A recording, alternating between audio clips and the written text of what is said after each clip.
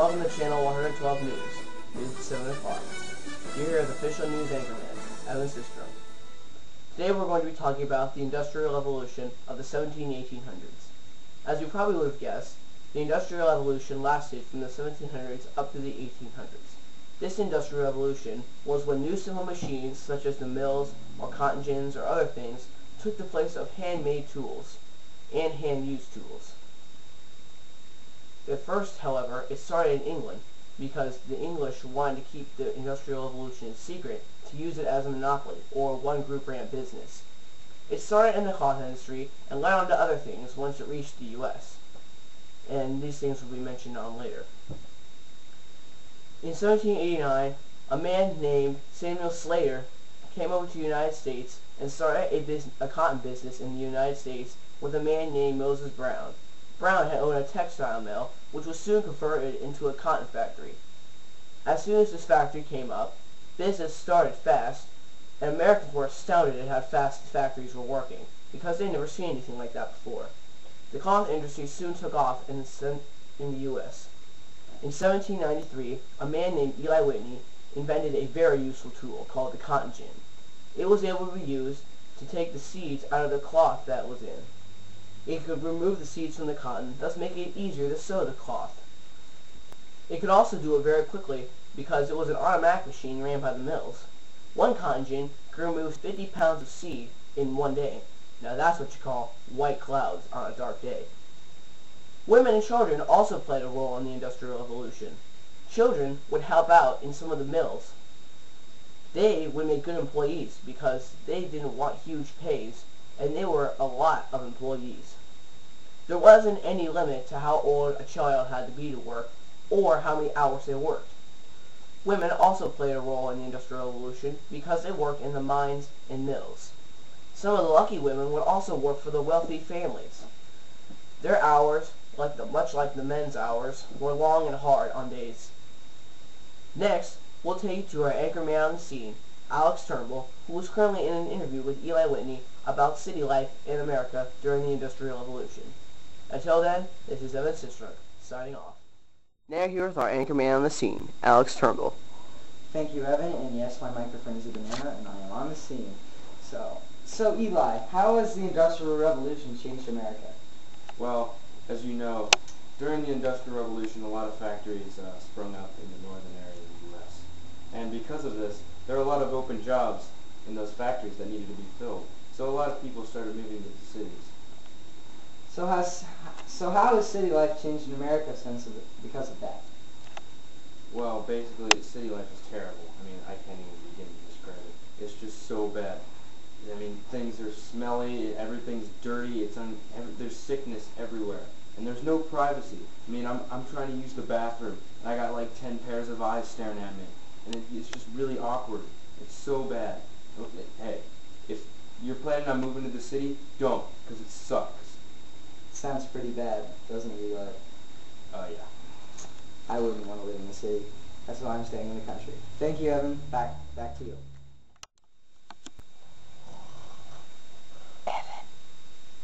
Evan. Boy.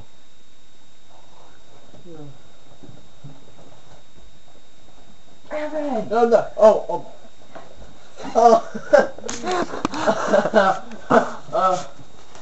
Well, I didn't know it was only for a minute. Next we're going to take you to our reporter on the scene, Alex Turnbull, who is hanging throughout the place, talking about the roads and canals and steamboats of the Industrial Revolution. See you there. Thank you, Evan. I'm going to talk about some of the roads of the Industrial Revolution. They were just mainly a dirt road, pretty wide, like a basic pathway, and we'd be able to have it's like a one-way road with one carriage and one pair of horses to pull the carriage. And another type of road would be a corduroy, which is a road made of wood lined with wood planks that are split in half and side by side each other, and it would be very bumpy. Turnpikes were also invented then.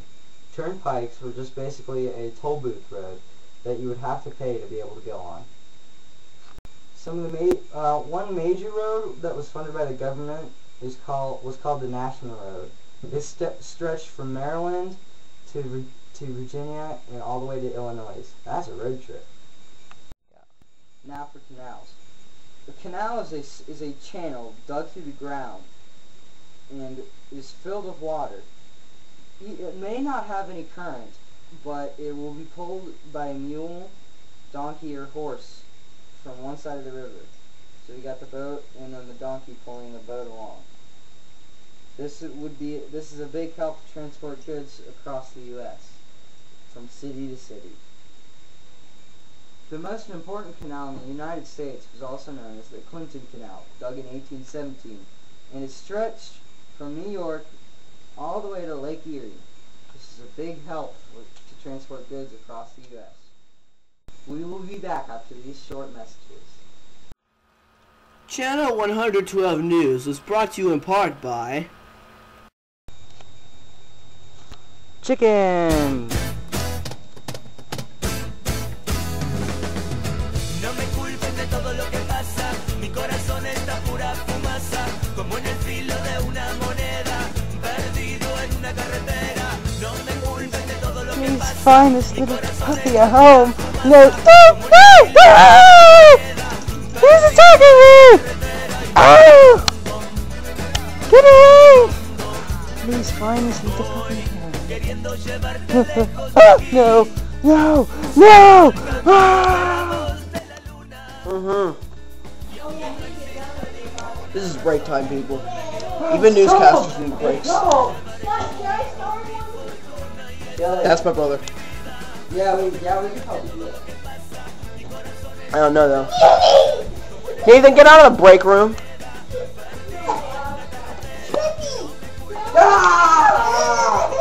Stop hitting Alex. He is Anchorman material. What is wrong? The scene where this little boy has gone nuts.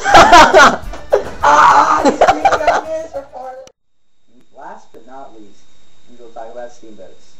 Steamboats were a big technological advancement at the time. A normal steamboat would be up to 133 feet in length and would have wooden paddles on the side, powered by a steam engine. Steamboats are only made for river travel, never open sea travel. Steamboats are basically used for transporting people upriver or transporting crops from Louisiana up to the northern states. The first steamboat was invented by Robert Fulton in 1807. He created the steamboat by putting a steam engine inside a boat and attached it to paddles to push the boat along. That concludes this talk about roads, canals, and steamboats. I'm Alex Turnbull reporting live. Back to you, Evan. Well, that's the whole Industrial Revolution for it in a nutshell.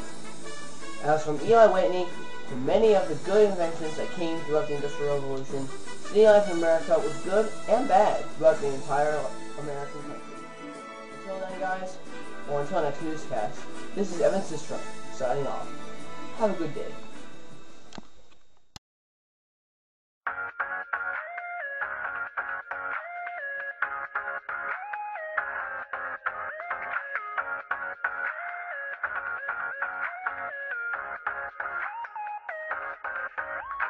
Please take a moment.